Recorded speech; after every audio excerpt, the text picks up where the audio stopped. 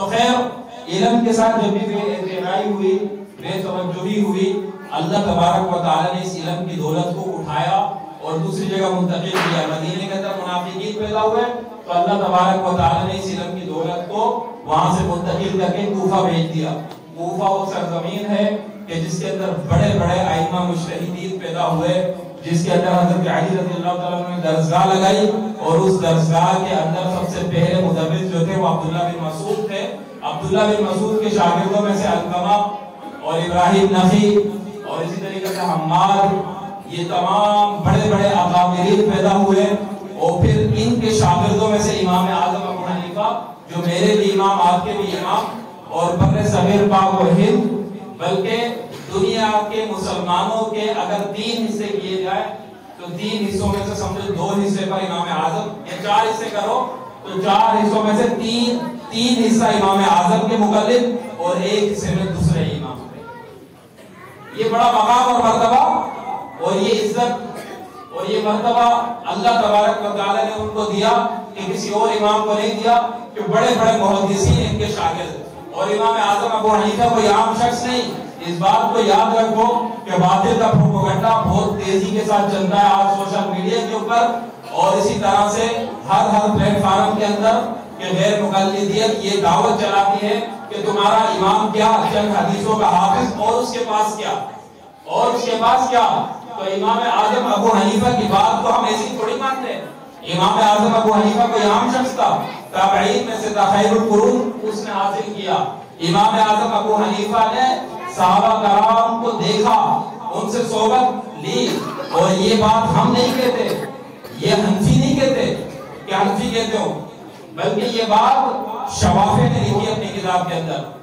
خطیب ابو بکر البغدادی، یہ علماء بیٹھے، علماء جانتے ہیں، آپ نے شاید نام سنا ہو نہیں سنا ہو، متشدد قسم کا شافعی، لیکن اپنی کتاب تاریخ بغداد کے اندر اس کا معترف ہے کہ امام اعظم ابو حنیفہ نے 8 صحابہ کی زیارت، کتنے؟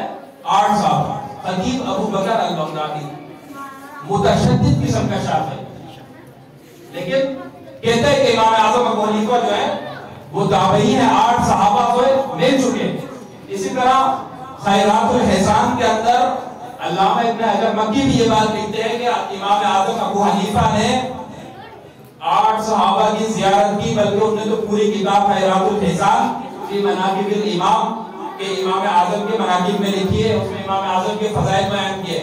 اور اسی طریقے سے علامہ شعرانی عقود الجمعان کے اندر یہ بات کا اعتراف کرتے ہیں، اور حضرت ابن حجر بھی، بڑے ابن حجر، وہ بھی اس بات کا اعتراف کرتے ہیں۔ یہ تمام شواف علماء کے حوالے دے رہا ہوں کہ امام اعظم ابو حنیفہ نے 8 صحابہ کرام کی زیارت کی، اور امام اعظم ابو حنیفہ وہ شخص ہے کہ جس کے بارے کے اندر رئیس المحدثین عبداللہ بن مبارک جو شاگرد بھی ہے اور معتقد بھی ہے اور محبت کرنے والا ہے، اور اشعار لکھتا ہے کہ لقد زاد البلاد وما علیہا امام المسلمین ابو حنیفہ وما بالمشرقین له نذیر ولا بمکہ ولا بکوفہ فلعنت ربنا عدد رمل علی من رد قول ابی حنیفہ۔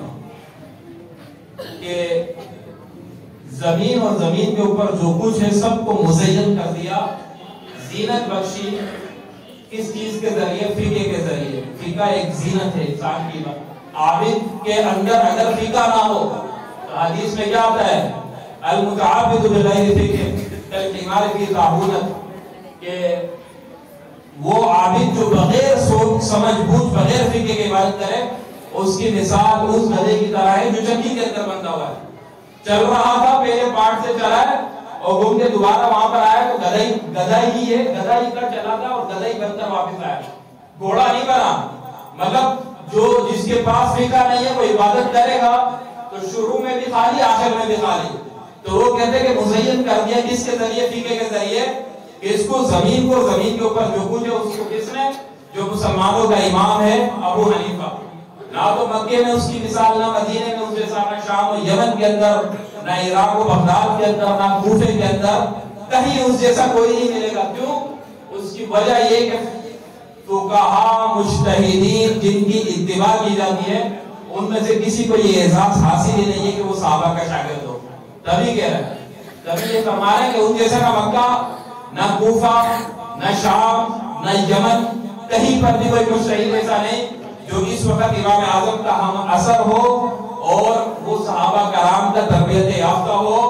تو پھر آگے جا کے فرماتے ہیں فَلَعْنَةُ رَبِّنَا عَدَدَ رَمْلِهِ، ہمارے رب کی لعنت ہو اس شخص کے اوپر ریت کے ذرات کے برابر کہ جو امام اعظم کے قول کو رد کرے. کس نے فرمایا حضرات؟ حضرت عبداللہ بن مبارک نے. یہ امام عبداللہ بن مبارک کے اشعار ہیں، کوئی چھوٹا آدمی نہیں، رئیس المحدثین ہے، بڑے بڑے محدثین کا استاد ہے. انہی کی روایتیں لا لا کے تمہیں دکھا دیں گے کہ دیکھو امام اعظم کے بارے میں کیا کہہ رہا ہے. سارے کے سارے مغالطے. جو بندہ اپنے شعر میں یہاں تک کہہ دے کہ اللہ کے رب کی لعنت ہو شخص کے اوپر جو امام اعظم کا قول رد کر دے، تو پھر میں اور آپ کیا چیز ہے؟ یہ 21ویں صدی کا مولوی کیا چیز ہے؟ بڑے سے بڑا مجتہد آ جائے وہ کیا چیز ہے؟ عبداللہ بن مبارک کے مقابلے کے اندر حدیث کے میدان میں عبداللہ بن مبارک جانتا ہے نا کہ اس کا قول حدیث کے بالکل مطابق ہے، تبھی تو اتنا بڑا بات کہہ رہا ہے کہ اس کی بات جو ہے امام اعظم کی بات وہ کوئی عام بات نہیں ہے، بلکہ کس کی بات ہے؟ وہ اللہ کے رسول کی بات ہے جو تمہیں سمجھ نہیں آ رہی ہے. تو جو اللہ کے رسول کی بات کو رد کرتے وہ لعنت کے لائق اور حقدار ہے یا نہیں ہے جو کہے کہ میں نہیں مانتا؟ تو امام اعظم کی بات کو انہوں نے گویا اللہ کے رسول کی بات ہی کہا ہے. بس یہ کہ وہ الفاظ امام اعظم کے ہیں، وہ اجتہاد امام اعظم کا ہے. تو دیکھیں اس جھانسے کے اندر کبھی بھی مت آ جانا، اس جھانسے میں کبھی بھی مت آ جانا کہ بھئی ہم تو حنفی ہیں، ہمارے پاس حدیث نہیں ہے یا ایسے ایسے. وہ آ جائے تمہیں جیسے مسلمین ادھر گھومتے رہتے ہیں، نہ سر کا پتہ نہ پیر کا پتہ، اور لوگوں کو پاگل بناتے رہتے ہیں، خود بیچاروں کو پتہ بھی نہیں ہے. تو کہتے ہیں مسلمان تو ہے ہی نہیں کہیں پہ، اور مومن کیا بلکہ ہم تو مسلمین ہیں. قرآن میں اللہ تبارک و تعالیٰ مسلمین کا ذکر کرتا ہے، مسلمان کا نہیں کرتا. انہیں جمع تسمیہ واحد کا نہیں پتا اور پوری کی پوری جماعت بنا لی، اور ہمارے پاگل لوگ ان کی اتباع بھی کرتے ہیں کہ جنہیں نہیں پتا کہ جمع تسمیہ اور واحد کیا چیز ہوتی ہے. اگر اللہ نے جمع بتا دیا تو ضروری ہے کہ تم بھی اپنے اوپر جمع کا نام رکھو گے. تو اتنے تو وہ جاہل ہے، انہیں یہ نہیں پتا، لیکن پھر ہم لوگ اتباع کرتے ہیں، ان کی باتیں مانتے ہیں. تو سارے کا سارا جھانسا ہے. یہ جو حنفیوں کا اتنا بڑا گروہ ہے یہ بغیر حدیثوں کے نہیں چل رہا. آج ہم حدیث کے میدان کے اندر علماء کے سامنے بیٹھو، عوام کے سامنے تو بکواس کرتے ہو، آؤ علماء تمہیں بتائیں گے. عام لوگوں کو تو تم ٹوپیاں پہنا دیتے ہو، لیکن علماء کے مقابلے میں آؤ گے پھر علماء تمہیں بتائیں گے.